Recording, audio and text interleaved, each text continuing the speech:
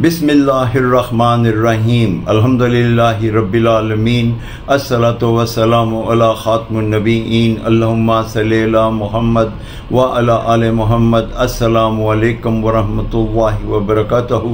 आज की हदीस सही अल जामे 6026 नंबर। रसालत मुआब हज़रत मोहम्मद सल्लल्लाहु अलैहि वसल्लम ने इरशाद फरमाया, जो कोई किसी मोमन मर्द और मोमन औरत के लिए दुआए मग़फ़रत करता है, अल्लाह ताला उसके हिफ्ज़ उसके नामे इमाल में हर मोमन मर्द और हर मोमन औरत के हिफ्ज़ एक नेकी लिख देता है। इस हदीस मुबारक से हमें यह दर्स मिलता है कि हम जब भी अल्लाह के हुज़ूर दुआ के लिए हाथ उठाएं तो हर मोमन मर्द और हर मोमन औरत की मग़फ़रत के लिए दुआ करें। इससे हम अपने नामे इमाल में नेकियों के अंबार लगा सकते हैं। अस्सलामु अलैकुम व रहमतुल्लाहि व बरकातहू।